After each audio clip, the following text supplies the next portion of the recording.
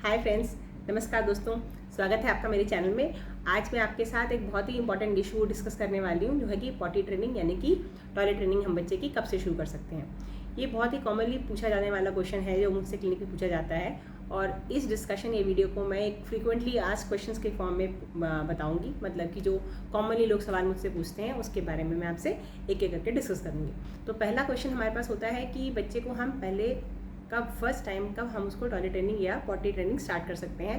तो उसका सही जवाब है कम से कम 1.5 से 2 साल तक आपको वेट करना चाहिए। उससे पहले बच्चा ट्रेन नहीं हो सकता है, क्योंकि बच्चे का ब्रेन इतना डेवलप नहीं होता है कि वह यूरिन के प्रेशर को और लैट्रिन के प्रेशर को अलग अलग डिस्टिंग्विश कर सके। So around 1.5 to 2 years is the right age जब आप बच्चे को टॉयलेट ट्रेनिंग स्टार्ट कर सकते हैं। सेकेंड कॉमन क्वेश्चन होता है कि हम किस तरीके से स्टार्ट करें, या हमें कैसे पता लगे कि हमारा बच्चा टॉयलेट ट्रेनिंग के लिए रेडी है। तो उसका फर्स्ट जो पॉइंट है वो ये है कि बच्चे को बैठना आना चाहिए और बच्चा टॉयलेट ट्रक यानी कि पॉटी तक चल के जा सके। मतलब बच्चा चलने वाला होना चाहिए, वॉकिंग, प्लस बच्चा बैठ सके इंडिपेंडेंटली विदाउट एनी सपोर्ट। तो that is the right age जब हम बच्चे की टॉयलेट ट्रेनिंग स्टार्ट कर सकते हैं। उसके अलावा बच्चे को इतना पता होना चाहिए कि जब से टॉयलेट आए तो वो अपनी पैंट को अपने आप से नीचे की तरफ खींच सके या कपड़े नीचे की तरफ कर सके, ताकि वहाँ टॉयलेट तक मतलब कि सही तरीके से बैठ सके टॉयलेट पे जाके। इसके अलावा बच्चे को सिंपल चीज़ें पता होनी चाहिए कि वो किस तरीके से पेरेंट्स के साथ कम्युनिकेट करेगा। उसको अगर हमको टॉयलेट बताना है तो हमें बताना है कि वो कैसे करेगा। यूरिन है तो उसको शुशु बोलना है या यूरिन पास करना है, या जो भी वर्ड आप यूज़ कर रहे हैं उसके लिए कॉन्स्टेंट वर्ड यूज़ करिए।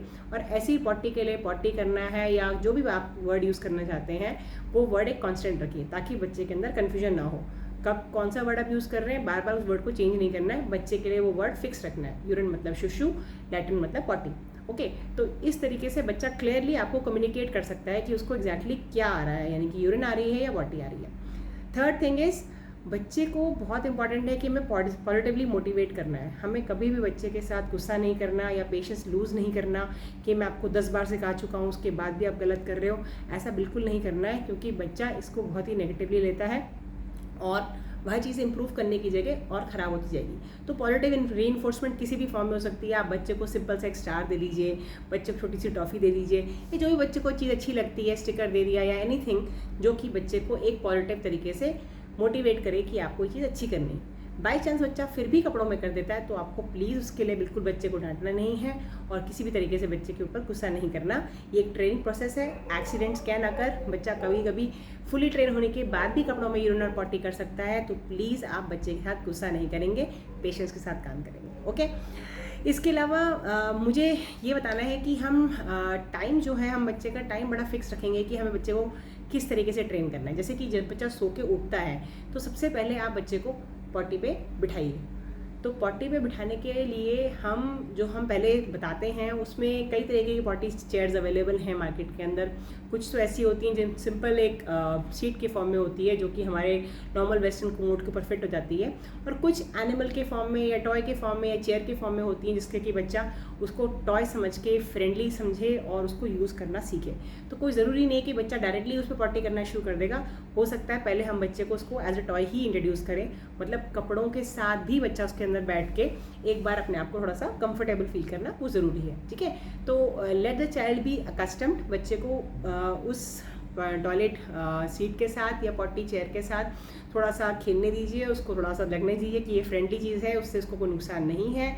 और उसके बाद जब बच्चा धीरे धीरे करके उस पॉटी सीट से कंफर्टेबल हो जाता है, फिर आप बच्चे कपड़े उतार के फिर उस पर बिठाना शुरू कर सकते हैं। तो चाहे बच्चा 5 मिनट बैठे स्टार्टिंग में कुछ ना करे तो भी कोई बात नहीं है, फ्रस्ट्रेट होने की ज़रूरत नहीं है। बच्चे के साथ पेशेंस रखना है आपको। धीरे धीरे करके जब बच्चा समझेगा कि इसके अंदर उसको क्या करना है, then he will start doing it. Okay, तो शुरुआत में सबसे पहले जब बच्चा मॉर्निंग में सो के उठता है तो आप बच्चे को उसमें बिठा दीजिए। ज़्यादातर बच्चे यूरिन या पॉटी कुछ ना कुछ तो सुबह उठने के बाद करते ही हैं, तो एक टाइम वो हो जाएगा आपका मॉर्निंग आफ्टर वेकिंग अप। और उसके बाद हर 2 से 3 घंटे के बाद आपको बच्चे को चेयर पर बिठाना है, चाहे बच्चा कुछ करे या नहीं करे। इससे क्या है कि उसे पता रहेगा कि भाई हाँ, अगर मुझे कुछ आ रहा है तो मुझे इसमें करना है। और आप उसके सामने जो पॉट का जो कंटेनर होगा उसको क्लीन कर सकते हैं, दिखा सकते हैं कि हम इसे वॉशरूम में जाके किस तरीके से पानी से वॉश करते हैं, सो दैट ही नोज़ कि उसको पता लग जाए कि ये जो लैट्रिन है अल्टीमेटली हमने किस तरीके से इसको डिस्कार्ड करना है। ओके, तो उसको हाइजीन का कंसेप्ट पता होना चाहिए। ऐसे नहीं कि वो कपड़ों में कर रहा है या चलते फिरते कहीं पे भी कर रहा है। ये चीज़ आपको धीरे धीरे करके उसको सिखानी है, उसके साथ पेशेंस देना है। आपको 4-5 महीने का टाइम भी लग सकता है। तो इसके लिए आप बिल्कुल भी परेशान मत होइए कि मेरा बच्चा तुरंत नहीं सीख रहा है, ऐसी क्या खराबी है। ऐसी कोई खराबी नहीं है, बच्चा धीरे धीरे करके ट्रेन होगा और धीरे धीरे करके ही इस चीज़ को सीखेगा। ओके, इसके अलावा बच्चे को आपको कुछ टाइम आपको भी नोटिस करना पड़ेगा। इवन बच्चे भी इस तरीके से करते हैं, जब बच्चे को पॉटी आनी शुरू होती है तो बच्चा इस तरीके से थोड़ा सा होल्ड करेगा, अपने आप को थोड़ा टाइट कर लेगा बॉडी को। उसका फेस का एक्सप्रेशन आप नोटिस करिए कि बच्चा जोर लगा रहा है, दैट मीन्स बच्चे को पॉटी आ रही है। तो that is the right time जब आपको बच्चे को तुरंत जाके पॉटी चेयर पर बिठाना है ताकि वो उस पर रिलीव हो सके। ओके, तो these science are very important. आपको देखना है कि किस तरीके से बच्चा ग्रिमेस कर रहा है या चेहरे का एक्सप्रेशन बना रहा है, जिससे कि पता लगे कि वो लैटिन करने वाला है। इसके अलावा क्लीन करना, बच्चे को बॉडी को क्लीन करना, किस तरीके से साफ़ करना है वो सिखाना है, जो कि एंटीरियरली टू पोस्टीरियरली, मतलब आगे से पीछे की तरफ वॉश करना सिखाना है बच्चे को।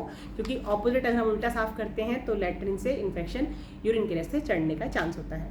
ठीक है, और धीरे धीरे करके जैसे जैसे बच्चा ट्रेन होता जाएगा वैसे वैसे करके आपको डाइपर को यूज़ करना बिल्कुल बंद कर देना है। ओके, अच्छा, और last and very important thing is बच्चा इसके बाद भी टॉयलेट ट्रेन होने के बाद भी, सीखने के बाद भी फिर भी अगर कपड़ों में पॉटी या यूरिन कर दे तो प्लीज़ कभी गुस्सा नहीं करना।